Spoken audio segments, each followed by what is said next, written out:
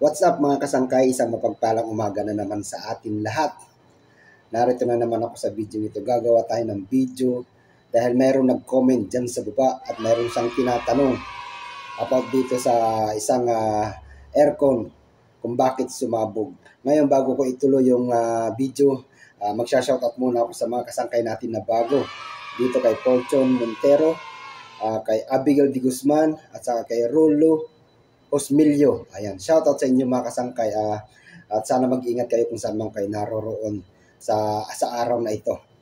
Ayan mga kasangkay, ang tanong ng isang kasangkay natin dyan, ang tanong niya sa comment section, paano yung nasabugan ng condenser, may PSI ba yan at delikado? Yan ang tanong ni Fortune Montero.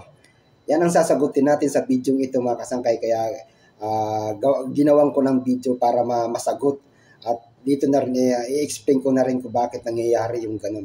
Pero bago ang lahat, kung hindi ka pa nakasubscribe, pa-subscribe naman, pa-share at paki-like na rin ng aming video, paki-hit na rin yung notification bell dyan para updated kayo sa mga video kong ilalabas about dito sa refrigeration and aircon repair. Ngayon mga kasangkay, bago natin ituloy ang video, pasukin muna natin yung aking intro.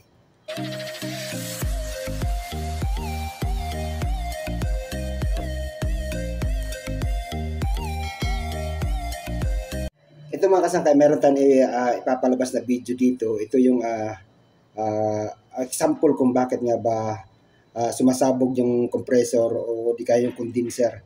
Panoorin natin yung video para maintindihan nyo at mapanood nyo kung anong nangyari doon sa compressor.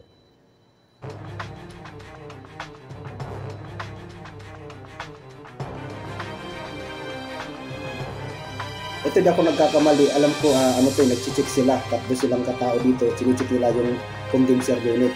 Pero di ko lang alam kung ano mangyayari. Tuloy natin yung video na kasangkay.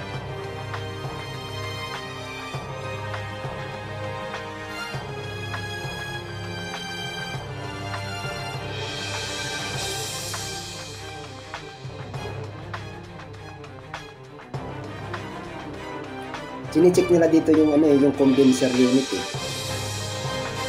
Yung nakikita nyo, ayan oh.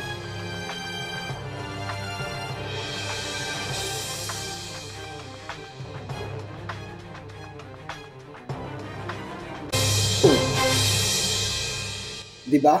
Kung napansin nyo, ang pagsabog talagang grabe. Talagang umapoy talaga yung yung unit.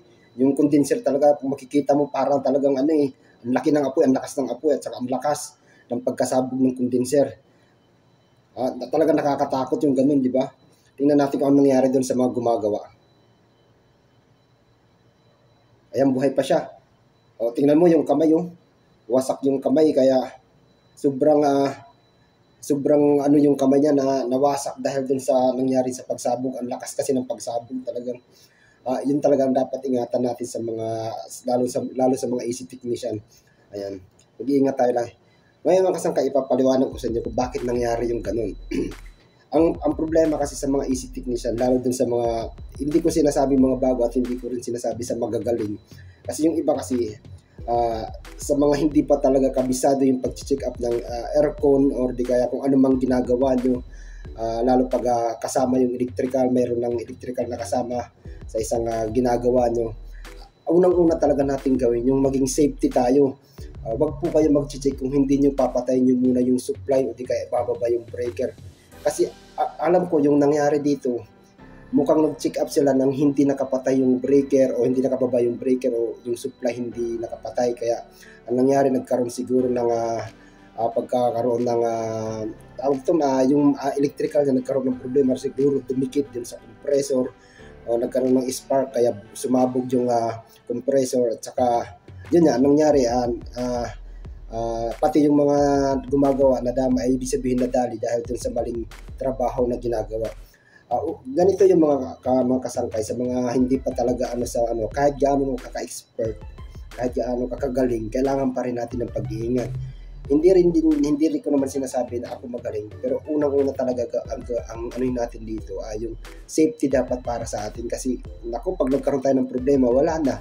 Diba? Yung madali ang kasing trabaho, ang pagtatrabaho, ginagawa natin madali pero dapat naka-safety. At ang tanong ni kasangkay, sumasabog ba ang condenser? Oo, ang condenser. Saka may PSI ba at delikado? Ngayon sasagutin ko yung tanong mo kasangkay. Yung condenser hindi sumasabog. Yung compressor din hindi sumasabog kung nasa tamang paraan ng pagtatrabaho. Yung kung delikado kung ang pagtatrabaho mo is pabara-bara ka lagi. Kasi paano sasabog yung condenser o di kaya yung compressor kung wala yan, kung naka-safety ka, ibig sabihin pinatay mo yung kuryente mo o binaba mo yung breaker, tinanggalan mo na supply, hindi sasabog yan. Ngayon pag nagtrabaho ka ng pabara-bara at nakasaksak yan sa 220 kung anumang kuryente yan, pag nagkamali ka doon, pag nagkaroon ng grounded, pag nagdikit yan sa bakal, lalo sa compressor, may posible talaga sumabog yan dahil yung compressor may PSI po yan, may refrigerant po yan, lalo sa mga flammable na refrigerant, talagang sasabog yan. Kaya dapat, ang sabi ko, bago talaga gumawa, isipin laging mabuti yung kaligtasan natin, yung safety natin. Kaya ayun kasangkaya, sana nasagot ko yung tanong muna. Oo, hindi sumasabog ang condenser at compressor kung walang supply na 220 at kung nag-iingat tayo sa trabaho. Wala naman po kasing unit na sumasabog na hindi nakasaksak. Talagang nakakapagtaka yun. Ngayon, nangyari lang yung ganun, sumabog lang dahil hindi naka-proper. Ibig sabihin, hindi yung pagtrabaho minadali. Kahit nakabuhay yung kuryente, sinaksak na para ay trabaho nila. Yun, nangyari yung ganun. Kaya maraming salamat sa inyo kasangkay. Sana nasagot ko yung tanong mo at nakita mo yung video, at shoutout sa iyo at maraming salamat sa lahat ng sumusuporta ng aming video. Ngayon kung hindi ka pa nakasubscribe mga kasangkay, pasubscribe naman, pahit ng notification bell para update kayo sa mga video namin na ilalabas at maraming salamat sa ating lahat.